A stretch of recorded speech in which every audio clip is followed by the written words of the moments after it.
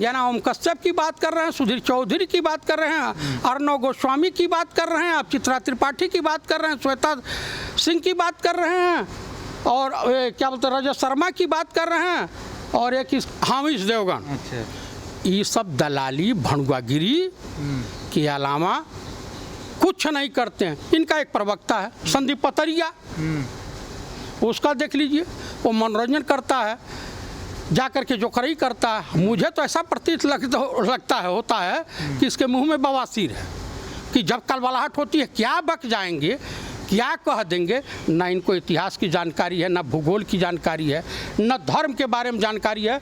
90% 99% challenge कर सकता हूँ हिंदुस्तान के साधु महात्माओं को, जो अपनी दुकानदारी चला रहे हैं और आरएसएस की दलाली कर रहे हैं, अपनी रोजी रोटी अपनी कंपनी चला रहे हैं। सब ये 90% 95% एक तो ब्राह्मण नहीं है, ये ब्राह्मणों को बदनाम किए हुए हैं, एकदम तिलक उलक लगा करके भगवान को भी धोखा दे रहे हैं, और आए दिन बलात्कार और भ्रष्टाचार में फंसते जा रहे हैं।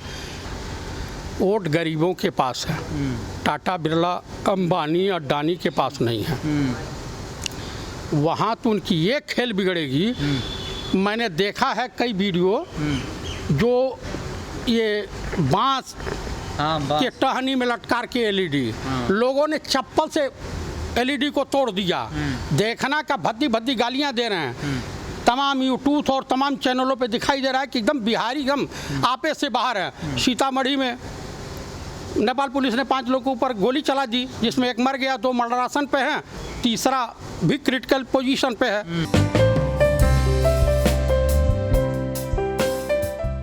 लेकिन सर मोदी जी तो कह रहे हैं 1 करोड़ कोरोना मरीजों के हमने इलाज कर दिया, तो और क्या करवाओगे बीजेपी सरकार से? 1 करोड़ लोगों के कर तो दिए, भले से 1 करोड़ के पेशेंट ना हो देश में। 1 करोड़ कहाँ से इन्होंने कर दिया, कौन से हॉस्पिटल में किया? इस देश में जब 3.5 लाख पेशेंट है, तो ये बताइए कि 96 लाख मरीज आए कहाँ से? ये क्या कह देंगे? इन्होंने एक बार प्रवचन दिया था, उपदेश, कि कबीरदास, तुलसीदास और ये अपने गुरु नानक देव, ये तीनों लोग बैठ करके धर्म पे चर्चा करते थे, और सबके पैदाइशी में 100 साल 1.25 साल का अंतर रहा है। तो ये बताइए हम पूरी से आके कर रहे थे क्या? आप ही बताइए, ये क्या ये सब कह जाएंगे और क्या नहीं कहेंगे? इनके बातों पे विश्वास करने की कोई आवश्यकता नहीं है। समझ रहे हैं? आज तो ये हो गया है कि हम ये शहर जो है हम लोगों के लिए बेगाना हो गया है। और क्या क्या सरकार के पास कोई रास्ता है इस संकट से? बिल्कुल नहीं, ये नहीं कर पाएंगे। इनकी इच्छा शक्ति मर गई है, इनके पास इच्छा शक्ति का अभाव है, इनको कुछ करना उरना नहीं है। और देशवासियों ने एक सबसे बड़ा काम किया है, जब बबूल का पेड़ लगाया है तो उस पेड़ से आम के फल की इच्छा बिल्कुल मत करें। लेकिन सर अभी भी खबरें आ रही हैं कि विधायक खरीदने का काम तो जारी है सर। तो पीएम केयर फंड का इस्तेमाल उसी लिए हो रहा है, चाहे राजस्थान में हो, गुजरात में हो। जब तक सरकार इनकी शिवराज की बन नहीं गई तब तक तो ये वहाँ पे एकदम कोई लॉकडाउन नहीं। जब शपथ ग्रहण हो गया, ट्रंप का यहाँ से विदाई समारोह हो गया, और सेम 2 घंटे के बाद माननीय मोदी जी ने लॉकडाउन की घोषणा कर दी। लगता है कि हिंदुस्तान की जनता इनके बाप की गुलाम है। इनके पास नियत और इच्छा शक्ति का अभाव है। और मैं ये दावे के साथ कह सकता हूँ कि हमारे देश के माननीय प्रधानमंत्री महोदय श्रीमान नरेंद्र दामोदर मोदी की सरकार विजनलेस सरकार है। तो आपको नहीं लगता 6 साल में कोई मोदी सरकार ने अच्छा काम किया है? हमको तो कोई अच्छा काम नहीं लगता है जो देश हित में, जनहित में किए हैं। बता दें कोई काम किया हो। नेबू लटकाने राजनाथ सिंह जी गए थे। लेकिन मीडिया तो कह रही है दुनिया में डंका बज रहा मोदी जी के नाम। मोदी मीडिया की बात आप कर रहे हैं, जना ओम कश्यप की बात कर रहे हैं, सुधीर चौधरी की बात कर रहे हैं, अर्णव गोस्वामी की बात कर रहे हैं, आप चित्रा त्रिपाठी की बात कर रहे हैं, श्वेता सिंह की बात कर रहे हैं, और क्या बोलते हैं रजत शर्मा की बात कर रहे हैं, और एक हामिश देवगन। अच्छा, ये सब दलाली भड़ुआगिरी के अलावा कुछ नहीं करते हैं। इनका एक प्रवक्ता है संदीप पतरिया, उसका देख लीजिए, वो मनोरंजन करता है, जा कर के जो करई करता है। मुझे तो ऐसा प्रतीत लगता है होता है कि इसके मुंह में बवासीर है, कि जब कलबलाहट होती है क्या बक जाएंगे, क्या कह देंगे। ना इनको इतिहास की जानकारी है, ना भूगोल की जानकारी है, न धर्म के बारे में जानकारी है। 90% 99% चैलेंज कर सकता हूँ हिंदुस्तान के साधु महात्माओं को, जो अपनी दुकानदारी चला रहे हैं और आरएसएस की दलाली कर रहे हैं, अपनी रोजी रोटी अपनी कंपनी चला रहे हैं सब। ये 90% 95% एक तो ब्राह्मण नहीं है, ये ब्राह्मणों को बदनाम किए हुए हैं, एकदम तिलक उलक लगा करके भगवान को भी धोखा दे रहे हैं और आए दिन बलात्कार और भ्रष्टाचार में फंसते जा रहे हैं। आज उत्तर प्रदेश की हालत देख लीजिए, 59,000 शिक्षक भर्ती घोटाला हुआ है और उसमें जितने भी इन्वॉल्व हुए हैं, जितने नाम आए हैं, वो सब भाजपाई हैं।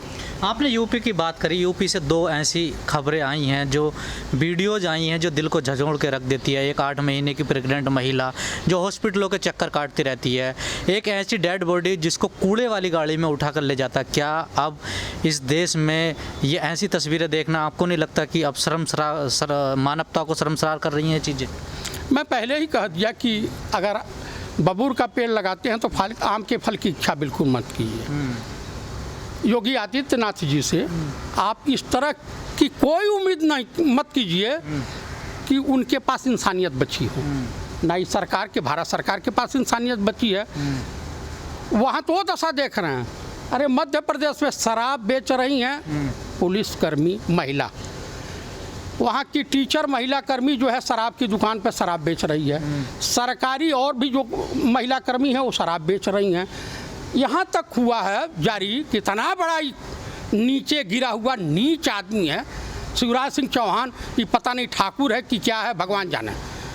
हमको तो नहीं लगता कि किसी छत्राणी की औलाद होगा ना।